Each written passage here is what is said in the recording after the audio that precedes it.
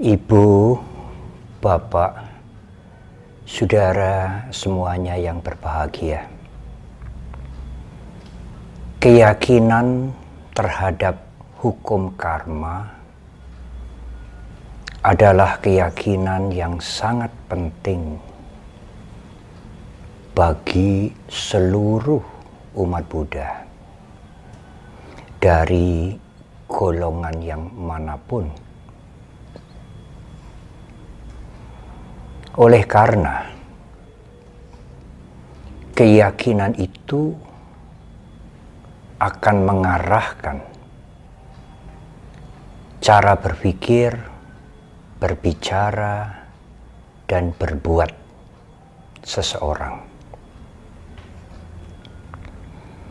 Seseorang yang memegang keyakinan yang buruk, maka cara berpikirnya, berbicaranya, dan berperilakunya juga akan menjadi buruk. Akan tetapi, apabila seseorang mempunyai keyakinan yang benar, yang sesuai dengan the truth, kebenaran alami, maka keyakinannya itu akan membimbing sikap berpikirnya, pembicaraannya, dan perilakunya menjadi baik.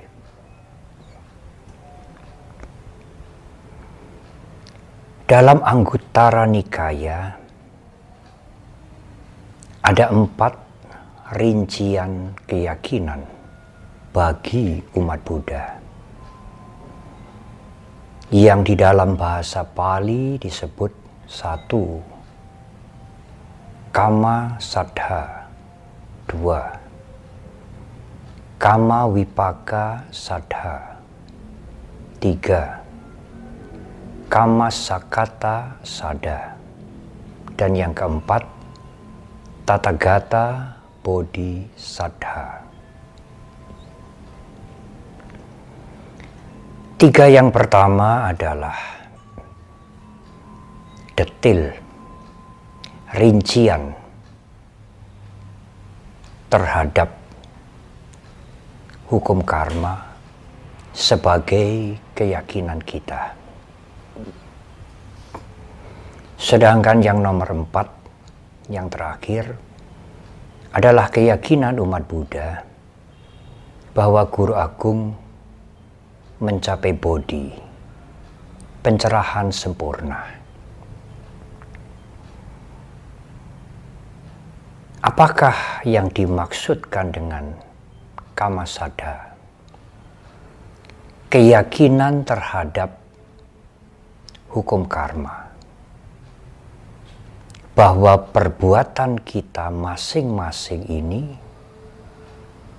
mempunyai peran sentral dalam peri kehidupan kita. Perbuatan tiap-tiap orang mempunyai peran sentral dalam kehidupan mereka masing-masing. Adalah tidak benar kalau kita mengabaikan perbuatan yang kita lakukan sendiri.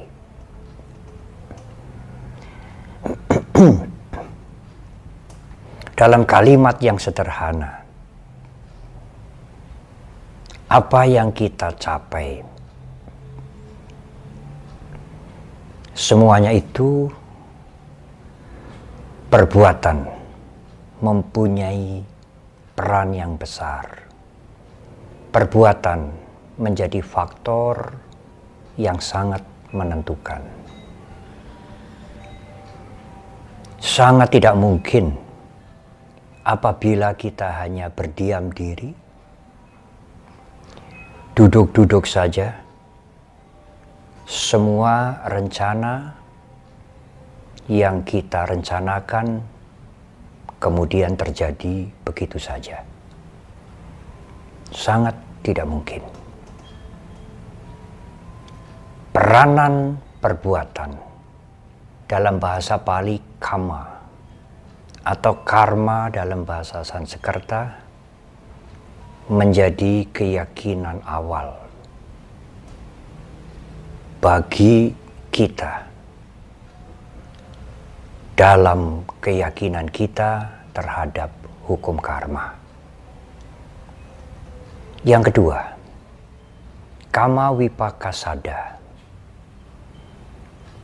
keyakinan bahwa tiap-tiap perbuatan memberikan akibat. Perbuatan itu menjadi faktor yang penting dalam kehidupan kita. Karena perbuatan itu berakibat. Berakibat sekarang, juga berakibat kemudian.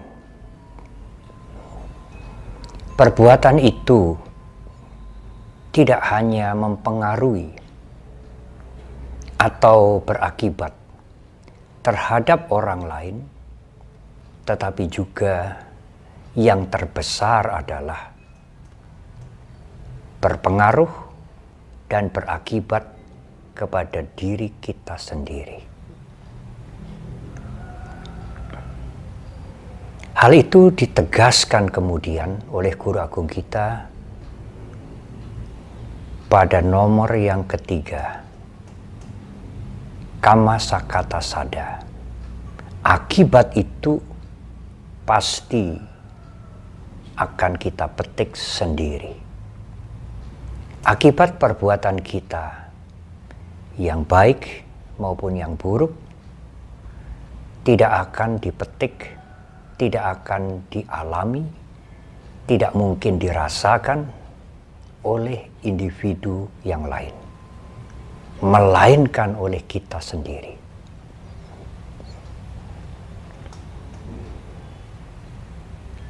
Ibu, bapak, dan saudara, sering ada pertanyaan, kemudian Bante, apakah yang disebut dengan perbuatan baik? Dan manakah yang disebut dengan perbuatan buruk?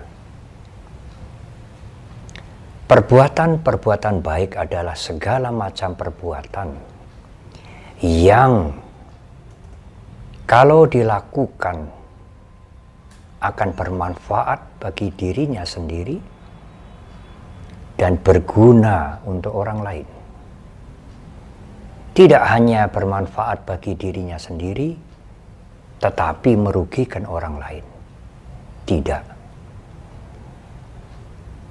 Perbuatan buruk tidak berguna untuk dirinya sendiri dan juga merugikan orang lain.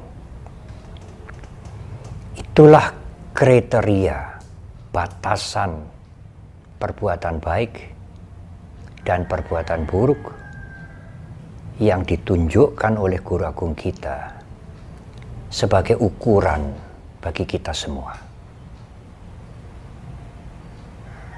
Oleh karena itulah, sebelum Anda melakukan sesuatu, berbicara atau memberikan komentar atau menanggapi sesuatu, bahkan berpikir merencanakan sesuatu, timbanglah dengan baik.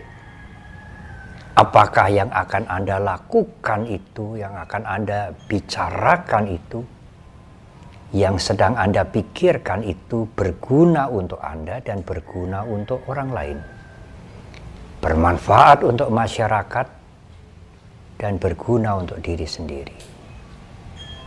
Kalau salah satu pihak dirugikan atau tidak mendapatkan manfaat, maka apa yang sedang kita pikirkan, yang sedang atau yang akan kita ucapkan, yang akan kita lakukan itu bukanlah yang baik.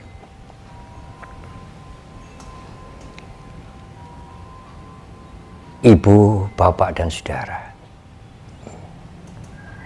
meskipun umat Buddha tidak banyak mengerti ajaran Guru Agung kita, tidak banyak mengerti Dhamma, tetapi boleh saya sebutkan semuanya mengerti hukum karma dan meyakini hukum karma. Bahwa perbuatan itu mempunyai peranan besar dalam kehidupan ini.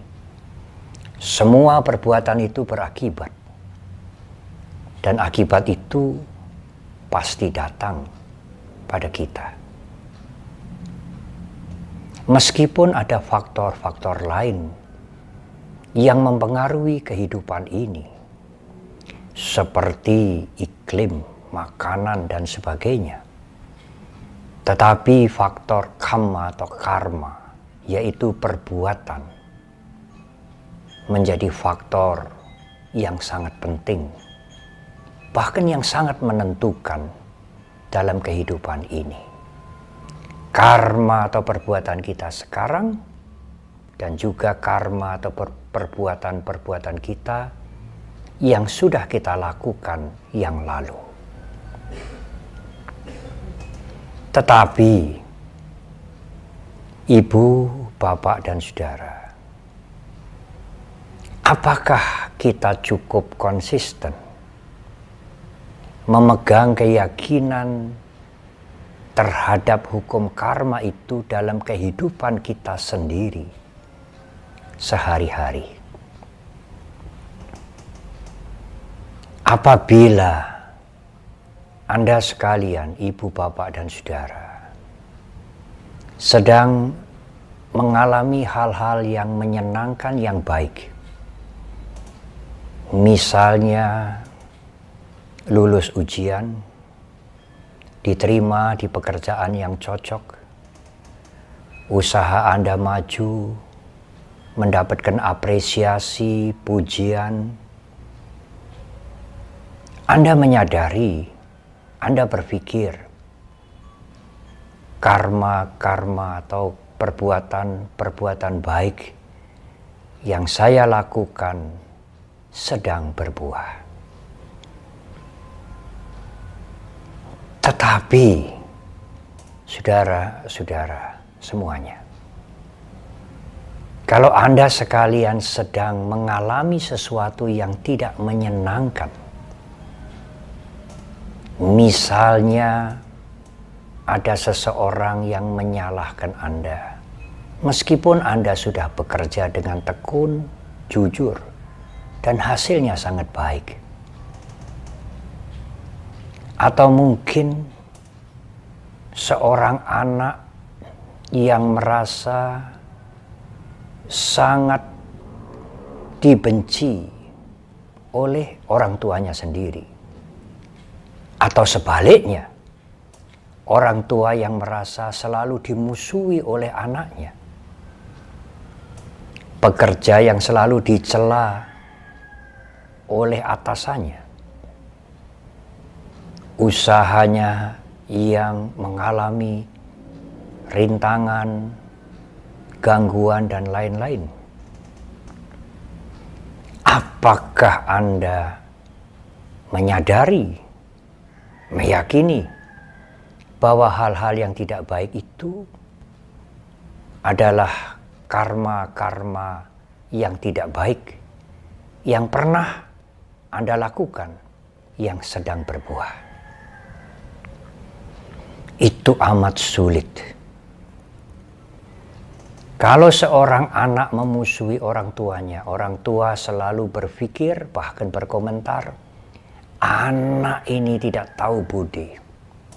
Buruk sekali meskipun itu anak saya sendiri. Demikian sebaliknya. Kalau orang tua selalu memojokkan anaknya, anaknya akan berkomentar dengan penuh kemarahan, bahkan kebencian yang luar biasa. Bahwa orang tua ini tidak mempunyai moral. Tidak menyadari bahwa yang dimusuhi itu anaknya sendiri. Apalagi kalau yang memperlakukan ketidakbaikan, mencela, menyalahkan itu adalah teman-teman kita, teman-teman Anda. Anda hampir tidak mengingat hukum karma. Tetapi yang muncul dalam pikiran Anda, yang muncul dalam komentar Anda, biasanya adalah pantas mereka orang-orang buruk, orang busuk, orang jahat, iri hati, tukang fitnah. Kita harus menuntut dia. Saudara-saudara, ibu bapak sekalian, di mana keyakinan kita, di mana keyakinan Anda terhadap hukum karma? Apapun yang dilakukan oleh anak yang tidak baik terhadap orang tuanya, sebenarnya adalah akibat karma buruk orang tua itu sendiri yang sedang berbuah. Tidak ada jawaban yang lebih tepat dari itu. Apa yang diperlakukan atau apa yang dilakukan oleh orang tua kepada anaknya yang buruk, sebenarnya karma buruk anak itu sedang berbuah. Demikian juga apa yang dilakukan bawahan yang kurang baik terhadap atasan, atau atasan terhadap anak buahnya, atau sesama teman, sesama sahabat koleganya yang dahulu pernah dibantu, yang dahulu mungkin pernah diangkat dalam dunia pendidikannya sampai menjadi sukses, kemudian sekarang berperilaku yang tidak baik. Semuanya itu sebenarnya adalah akibat karma buruk yang sedang berbuah.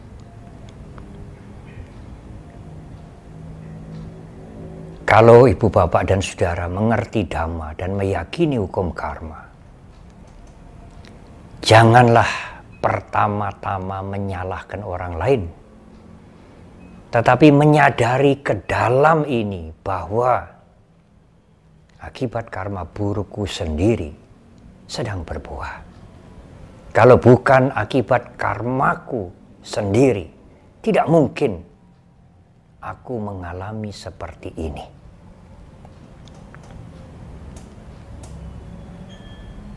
Menyadari hal itu karena keyakinan kita terhadap hukum karma, maka kebencian, kemarahan, penasaran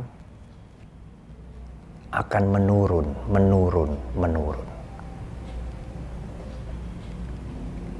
Kalau kesadaran, kalau pengertian terhadap hukum karma bahwa keburukan yang sedang dialami itu adalah akibat karmanya sendiri, perbuatannya sendiri yang sedang berbuah.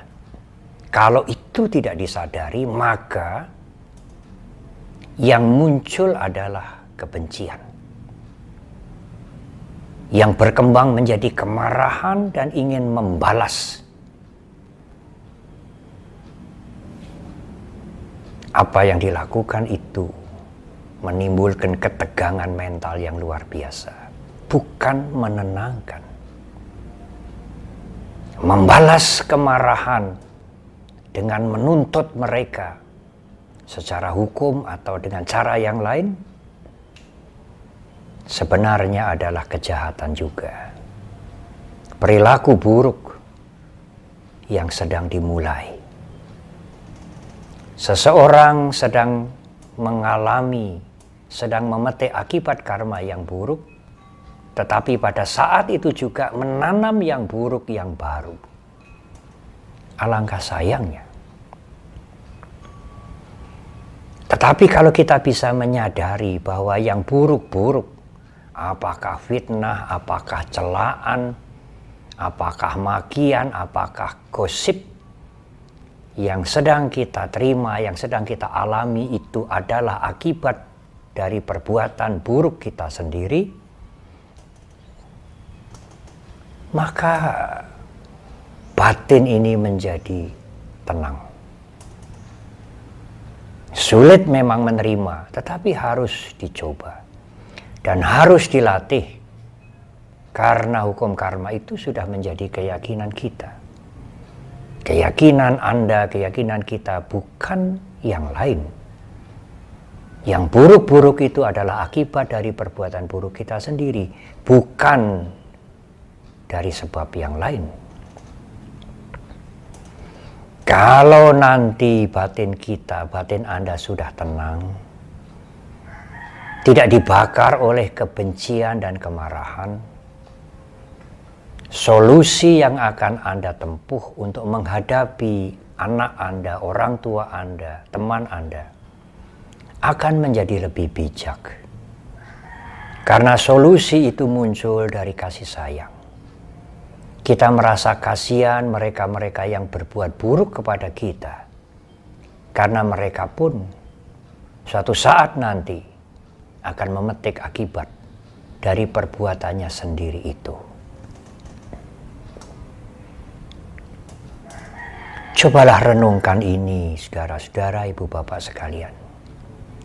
Saya banyak menjumpai umat Buddha sendiri yang begitu marah, begitu panas hati, meluap-luap, sulit untuk menguasai dirinya karena sedang mengalami hal-hal yang tidak menyenangkan. Dari keluarga, dari suami, dari istri, dari karyawan, dari teman, dari sesama umat Buddha, dari pimpinan tempat mereka bekerja, dari kolega mereka, dan lain-lain. Seolah-olah keyakinan mereka terhadap hukum karma itu lenyap. Yang ada hanyalah marah-marah, kebencian yang meluap-luap, merasa dirinya sama sekali tidak bersalah, benar sebenar-benarnya. Pihak lain itulah yang salah, yang harus diberantas, bahkan mungkin harus dihancurkan. Sikap seperti ini bertolak belakang, berkebalikan kalau seseorang meyakini dan menggunakan keyakinan itu di dalam keseharian. Apapun yang tidak menyenangkan, apapun kepedihan yang dirasakan, apapun situasi yang sulit, ini adalah karma buruk yang saya lakukan dalam kehidupan, dalam masa yang lampau sedang berbuah. Saya menerima. Tidak ada pilihan lain. Karena semuanya ini juga tidak kekal. Saya tidak menyalahkan orang lain, karena akibat ini akibat dari perbuatan yang saya sendiri lakukan. Alangkah indahnya sikap seperti ini, dan itu adalah praktek Dhamma dalam kehidupan nyata sehari-hari. Saudara, ibu bapak sekalian, ada satu cerita seorang umat Buddha menjadi karyawan dalam satu perusahaan yang besar. Umat Buddha ini dipercaya oleh direkturnya, oleh atasannya, karena menganggap kalau umat Buddha ini biasanya baik, jujur, rajin, melakukan pekerjaan dengan sungguh-sungguh. Tetapi harapannya yang tinggi itu ternyata meleset. Umat Buddha ini korupsi. Memang dari kecil, tetapi karena merasakan enak, kemudian korupsinya menjadi lebih besar, lebih besar, lebih besar. Dan berlangsung cukup lama. Karena korupsinya menjadi lebih besar, dia merasakan kenikmatan dalam berkorupsi itu, keserakahannya menjadi lebih besar juga. Korupsinya semakin besar. Akhirnya terbongkarlah. Dan karyawan ini dipecat. Meskipun tidak sampai dituntut atau dipolisikan. Teman-temannya kasihan. Suatu hari teman-temannya itu datang ke tempat karyawan yang dipecat ini untuk menengok. Tentu maksudnya memberikan semangat untuk bangkit kembali. Di rumahnya, teman-teman yang menengok ini ditemui oleh ibu dari temannya yang dipecat itu, dan tentu juga temannya itu menemui mereka.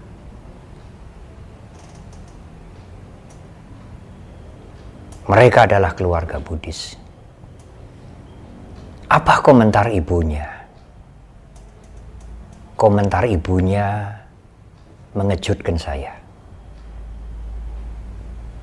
Sebenarnya, sekali lagi sebenarnya, kalau keluarga itu mengerti Dhamma, meyakini hukum karma, meskipun ibunya tidak menyalahkan anaknya, tetapi ibunya tentu setidak-tidaknya akan berkomentar. Iyalah nak, ibu menasehati anak ibu supaya lain waktu berhati-hati, sehingga kejadian seperti ini tidak berulang kembali. Kita memberikan semangat pada dia untuk bangkit kembali. Apakah ibu itu mengatakan seperti itu? Tidak. Ibu ini memberikan komentar kepada teman-temannya yang sedang menengok itu.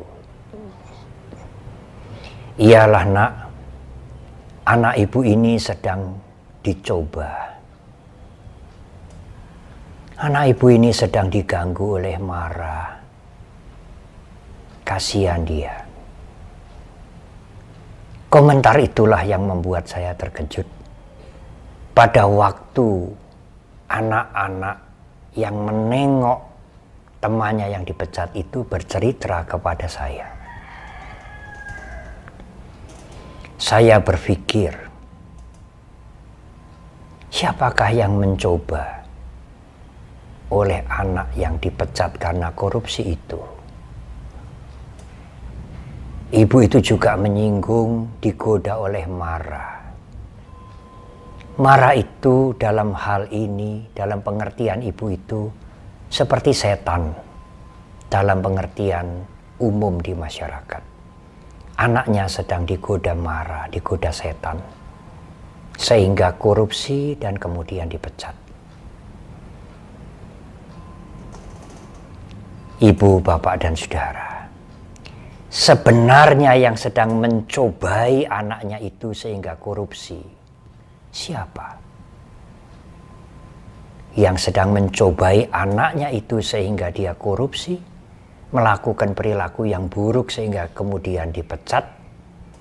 Yang mencobainya adalah keserakahannya sendiri. Pikiran yang sedang dirasuki keserakahan.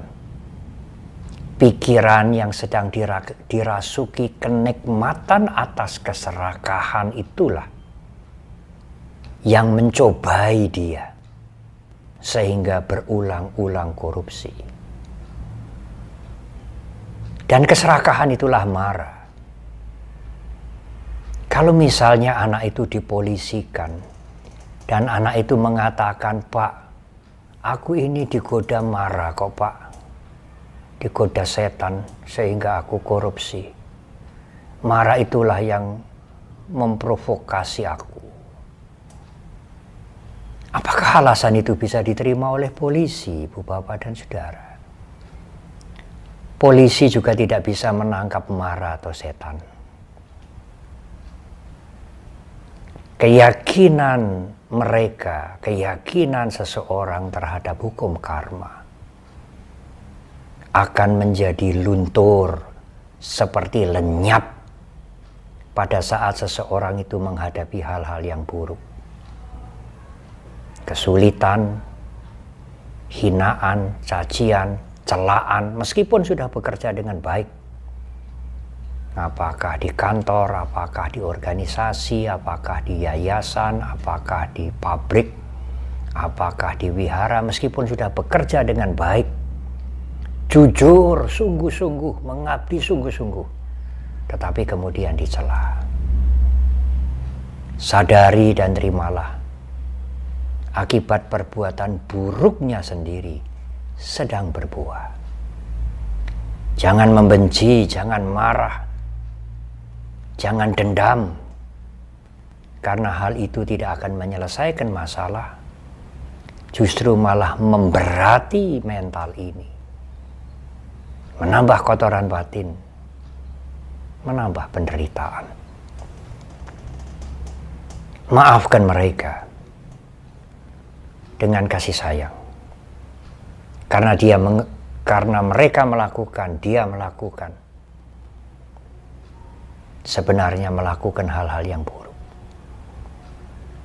Kita mengerti itu. Maafkan mereka dengan kasih sayang. Semoga mereka mengerti apa yang dia lakukan itu tidak benar. Menyadari bahwa apa yang dia lakukan itu tidak benar. Dan suatu saat semoga mereka berubah. Apa gunanya kebencian, kemarahan, maki-maki?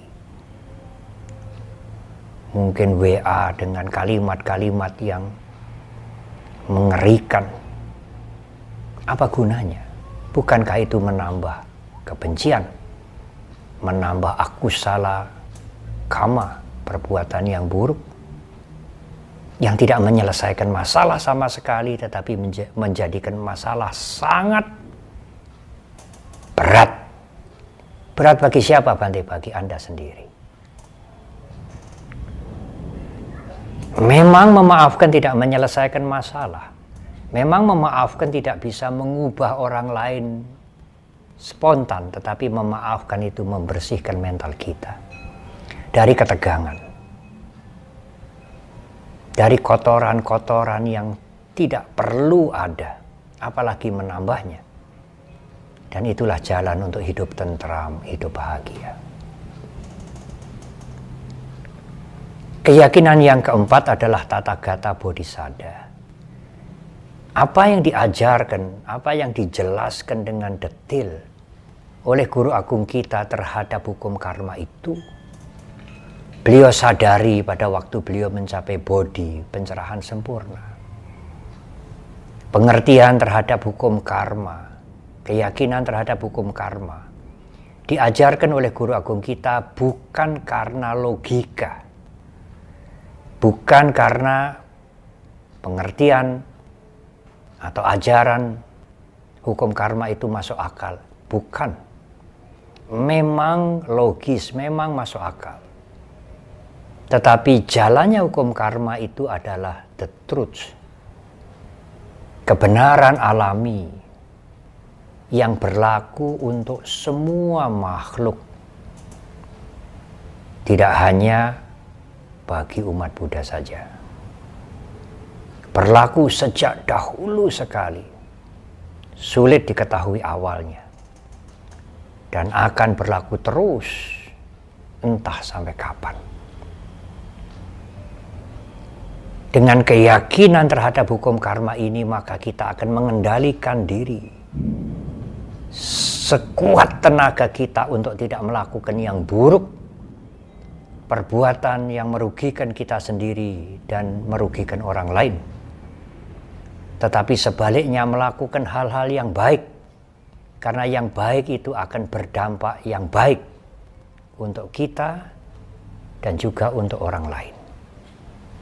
Kita menghindari perbuatan yang buruk dan melakukan banyak perbuatan yang baik, bukan karena perintah, bukan karena diancam oleh guru agung kita, Buddha Gautama, tetapi karena kesadaran kita sendiri terhadap hukum karma.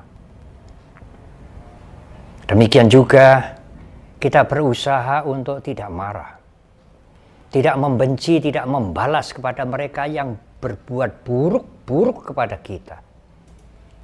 Bukan karena ketakutan atau bukan karena diancam oleh guru agung kita, tetapi kita menyadari bahwa yang kita alami itu adalah akibat karma kita sendiri. Kalau kita memelihara kebencian, kemarahan, membalas dendam, menuntut dan lain-lain, hal itu justru akan menambah keburukan, bukan mengurangi keburukan. Ibu, bapak, dan saudara, sekali lagi memang keyakinan terhadap hukum karma itu benar-benar kita yakini, tetapi sering kita lupakan dalam keseharian. Oleh karena itu, guru agung kita menganjurkan kepada kita renungkan, sering merenungkan terhadap hukum karma. Dalam bahasa Pali disebut kama saka, kama dayada, kama yoni, kama bandu, kama pati sarana. Kita ini adalah pemilik dari perbuatan kita sendiri, ahli waris dari perbuatan kita sendiri, bukan perbuatan orang lain. Dilahirkan oleh perbuatan kita sendiri, bersaudara dengan perbuatan kita sendiri, bergantung kama pati sarana pada perbuatan kita sendiri. Yang kamang karisanti kalianang wa papakang wa tasak dayada bawisanti atau bawisami. Karma apapun yang aku lakukan, yang kita lakukan, kalianang wa papakang wa, yang baik maupun yang buruk, itulah yang akan kita warisi. Ewang ahem hi abin hang pacawe kita bang. Ini harus sering kita renungkan, karena sering kita lupakan. Utamanya pada saat perilaku-perilaku yang buruk yang orang lain arahkan kepada kita. Termasuk mungkin musibah, sakit, dan lain-lain, kegagalan, dan lain-lain. Semuanya itu adalah akibat karma kita. Karena kita dilahirkan oleh karma kita sendiri. Kita ini menerima warisan dari mana? Dari perbuatan kita sendiri. Kita bersaudara, berteman dengan siapa? Dengan perbuatan kita sendiri. Kita bergantung tidak kepada orang lain, tetapi juga pada perbuatan kita sendiri. Baik karma yang baik, perbuatan yang baik, maupun karma yang buruk. Semogalah uraian ini akan membuat kita lebih kuat mengendalikan diri tidak berbuat yang buruk, tetapi mendorong kita untuk melakukan hal-hal yang baik, menjadi tenang pada saat menghadapi hal-hal yang tidak menyenangkan, UPK, tenang, sehingga kita tidak kehilangan keseimbangan, tetap mempunyai ketentraman dalam kehidupan ini, mengurangi penderitaan, sehingga hidup kita menjadi lebih bahagia. Terima kasih.